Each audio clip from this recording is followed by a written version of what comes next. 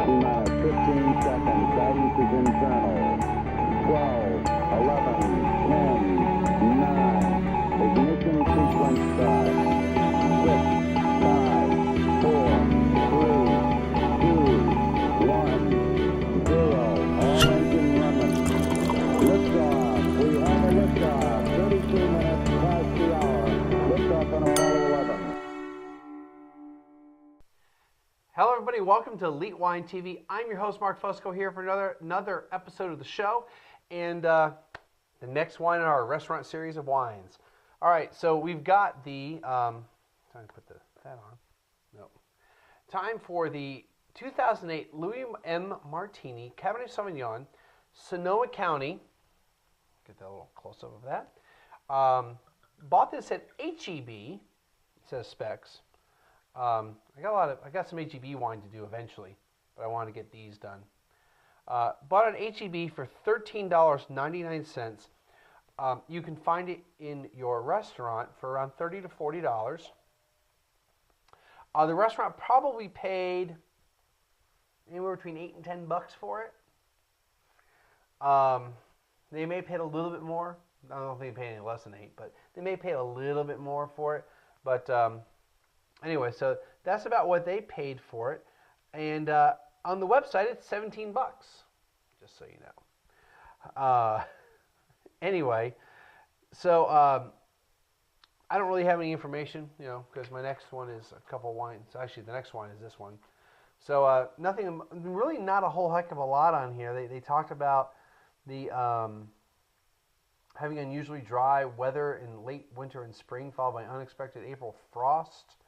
Blah, blah, blah, blah. So they kind of talked about the vintage itself, and they harvested earlier than usual in August and was accelerated in early September to avoid a heat wave that threatened to ripen the grapes too rapidly. Let's talk about that real quick. Being in Texas, where it does get hot, that's a very big concern. There's a lot of things that go into vintages and what makes a good vintage versus another one. Why the 2007 might be better than the 2008 or worse than the 2008 or versus 2002 or 1995. Who knows? Sunshine, how hot it is, the temperatures, like how hot it got during the day, how cold it got at night. So if there's a large temperature swing, small temperature swing, how long did that last? How many hours of sunshine do you have? Was it cloudy? How much did it rain? Was there frost? Was there hail from hailstorms? Did it rain right when you're about to harvest? How ripe are the grapes? So all these factors contribute to when they're going to harvest the grapes. And these guys are out there every day when they're getting closer and closer to harvesting things.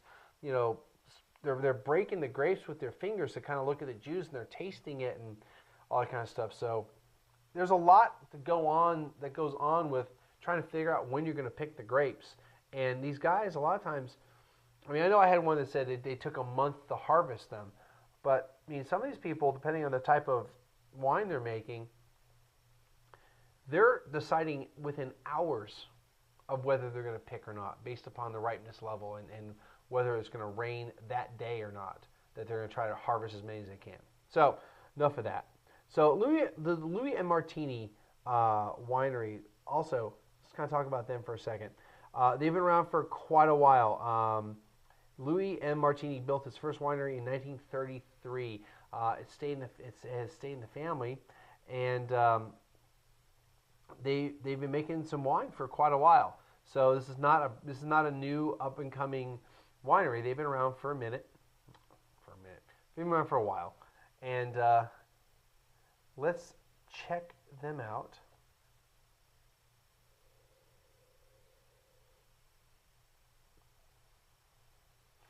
Okay, so we've switched over to cabs now. We've been doing all these Merlots, right?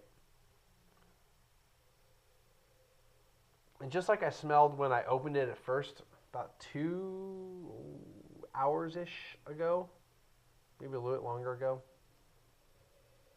a lot of the smoke, a lot of that smoke bomb type of stuff.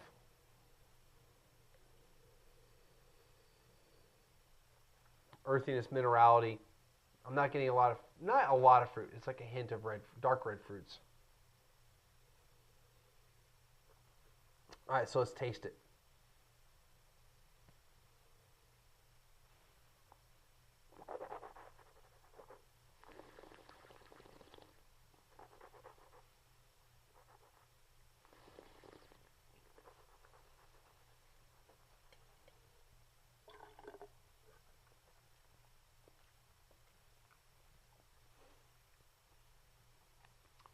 Man,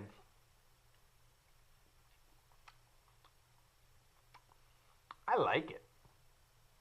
But man, it's got tannins. I am mouth dry. It's not bone dry, but it's a lot of tannins.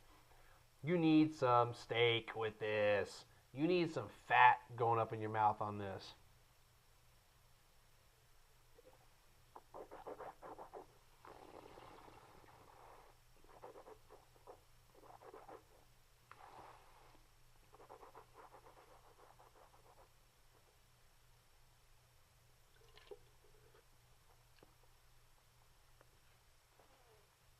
Getting some decent fruit out of this thing.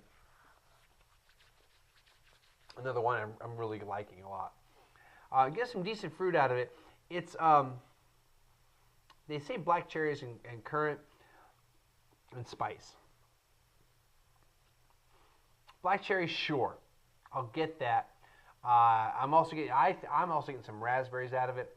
Currant, not really sure if I'm getting currant out of it. I've had currant. I've had plenty of other wines that are supposed to have currant in it, but it's not a flavor that I remember a whole heck of a lot. I need to eat more of it so that I'm more familiar with it. But I'm also getting some vegetable out of this, like just green, like leaf, like leaves, not like lettuce. Spinachy? Spinachy, maybe? I don't know. But that little bit of sweetness that I've gotten from green leafy, from green leaf, vegetables.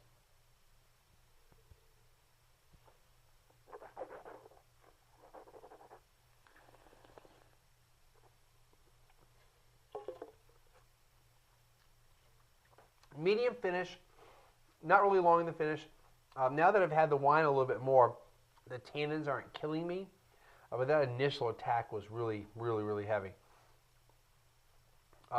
Makes my mouth water. I think it's a really good wine. I'd say it's got nice. I think it's got a nice balance of fruit with a little bit of that minerality, but it's definitely more of a fruit forward wine. I'd say medium to heavy bodied. Not really heavy body, but kind of getting up there on the body feel type of thing. Another food wine. I think it goes well with some food. And I can't get the salad aspect, the leafy, the spinach thing out of my head. I could see having spinach salad with this, enhancing giving that balance of the fruit with the leafiness. I don't know why. Like a chicken, like a little spinach salad with honey mustard dressing or honey balsamic dressing and some chicken on it, some grilled chicken. Sounds kind of funny to do that with a Cabernet Sauvignon, but that's what I would eat with this. Absolutely, I would eat that with this. A chicken spinach salad. You still get the little smoke bomminess, So I like this one a lot. Definitely, you can find this for $14. Get it. I'm gonna give it. I'm giving it an 89. Not quite. Doesn't quite make it into the 90 realm for me, but 89. Really respectable score. Good job. Contest. We haven't done a contest in 1, 2, 3, 4 episodes, or at least these episodes. So what's the contest again? Well, get yourself a nice sheet of stickers. I've got a couple sheets here I can use. Actually, I've got 3 sheets. Well, 2 sheets because one is given away. One's already spoken for. So get yourself do some guerrilla marketing for me. Take some pictures of it. 1337 wine stickers. Here's how you do that. Here's how you win the contest. Now, this is going to require you to go to the website. So all you people on TiVo chilling on the couch, like I always did with all the other, or do with all the other video podcasts I've watched in the past or still watch. You have to get off your keister, head over to the computer, type in 1337wine.com, and the first person to comment about this wine and tell me what TARDIS stands for. So first of all, you got to figure out what TARDIS is if you're not already in the know. You got to tell me what TARDIS stands for. First person who does that, I will contact you and I will send you some stickers. That's going to do it for tonight or today. And hope everyone has a great week or weekend or had one. And we'll see everybody again next time.